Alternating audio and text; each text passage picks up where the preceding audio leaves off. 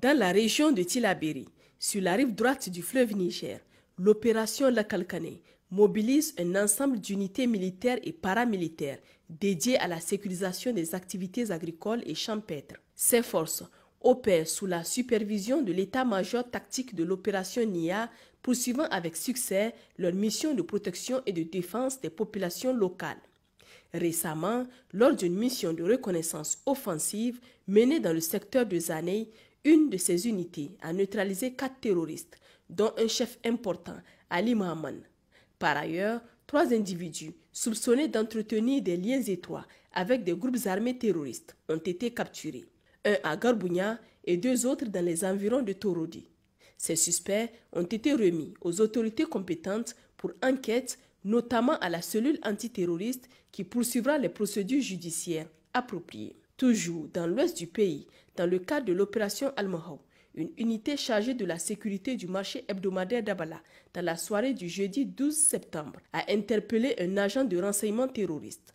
Cet individu, déjà dénoncé à plusieurs reprises par la population, était impliqué dans la planification d'actions hostiles en coordination avec ses employeurs visant les forces de défense et de sécurité ainsi que les civils. Dans la région de Dossou, dans le cadre de l'opération Damissa, une patrouille mixte départementale de Gaïa a, lors d'une mission de contrôle de zone, éliminé un criminel notoire qui opérait dans le secteur de Tanda, près de Runtua. Cet individu était activement recherché pour son implication dans plusieurs homicides et autres exactions contre des civils. Dans la région de Tawa, au cours de l'opération Chara, les autorités des forces de défense et de sécurité de Koni ont enregistré le jeudi 12 septembre la repentance de 10 anciens bandits armés. Ces individus, ayant déserté le groupe terroriste, provenaient pour certains de la forêt de Sarma au Nigeria et pour d'autres de la commune rurale d'Alela.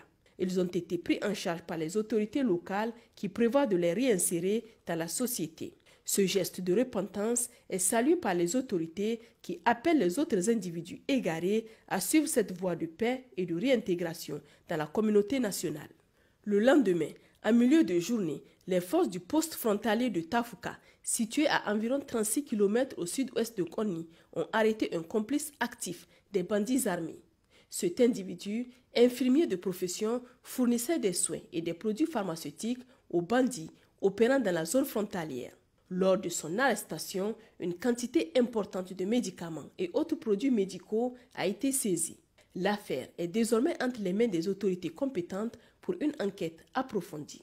Dans la région de Maradi, dans le cadre de l'opération Farotobusha, dans la nuit du 11 au 12 septembre, un membre d'un gang criminel opérant dans la zone frontalière a été arrêté par une patrouille de Garin-Kaura après avoir fait irruption dans une concession à Nachambé. Cette arrestation fait partie des efforts continus des FDS pour combattre le banditisme transfrontalier qui représente une menace pour la sécurité des communautés locales.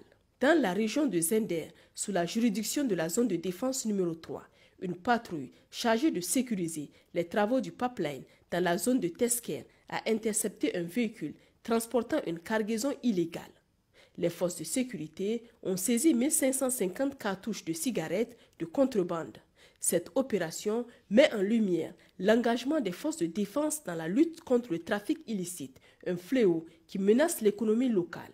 Au nord du pays, dans la zone de défense numéro 2, la brigade d'intervention et de recherche d'Agadez a, lors d'une fouille minutieuse d'une camionnette venant d'un pays voisin, découvert 20 boules de chanvre indien, soit près de 10 kg de drogue.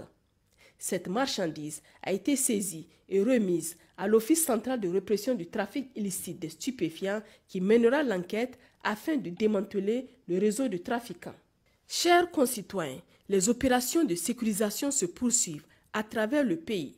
Nous vous encourageons à continuer à soutenir ce élan patriotique en fournissant des renseignements utiles et fiables aux forces de défense et de sécurité. Votre participation est cruciale pour renforcer la sécurité nationale. Pour signaler toute information importante, les lignes d'appel d'urgence sont disponibles 24 heures sur 24. Pour les forces armées nigériennes, le 40-40. Pour la gendarmerie nationale, le 40-00. Pour la police nationale, le 83-83. Vive le Niger libre et souverain, vive les forces de défense et de sécurité, vive les citoyens résilients et engagés.